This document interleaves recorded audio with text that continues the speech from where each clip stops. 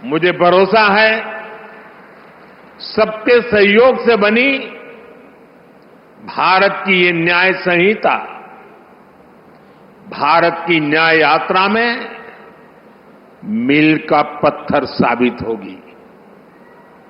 साथियों, हमारे देश ने 1947 में आजादी हासिल की थी। आप कल्पना करिए, सदियों की गुलामी के बाद जब हमारा देश आजाद हुआ, पीढ़ियों के इंतजार के बाद, लक्षावधि लोगों के बलिदानों के बाद जब आजादी की सुबह आई, तब कैसे कैसे सपने थे, देश में कितना उत्साह था। देशवासियों ने भी सोचा था अंग्रेज गए हैं तो अंग्रेजी कानूनों से भी मुक्ति मिलेगी। अंग्रेजों के अत्याचार का, उनके शोषण का जरिया ये कानून ही तो थे। ये कानून बनाए भी तब गए थे जब अंग्रेजी सत्ता भारत पर अपना शिकंजा बनाए रखने के लिए कुछ भी करने को तैयार थी। 1857 में, और मेरे नौजवान साथियों को मैं कहूंगा याद रखिए, 1857 में देश का पहला बड़ा स्वाधीनता संग्राम लड़ा गया।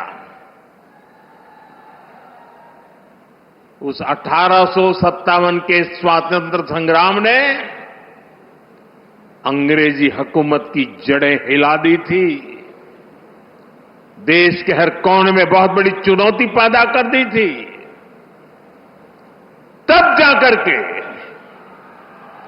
उसके जवाब में अंग्रेज 1860 में, 3 साल के बाद, इंडियन पिनल कोड यानी आईपीसी लेकर आए।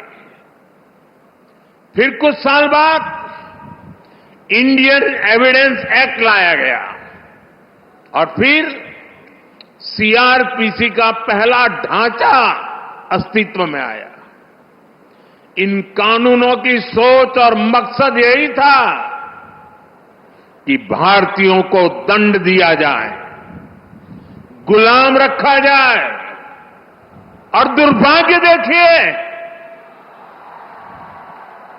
आजादी के बाद दशकों तक हमारे कानून उसी दंड संहिता और पिनल माइंडसेट के इर्द गिर्द ही घूमते रहे, मंडराते रहे।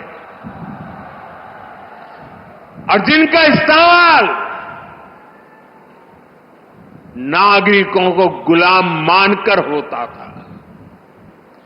समय समय पर इन कानूनों में छोटे मोटे सुधार करने के प्रयास हुए, लेकिन इनका चरित्र वही बना रहा।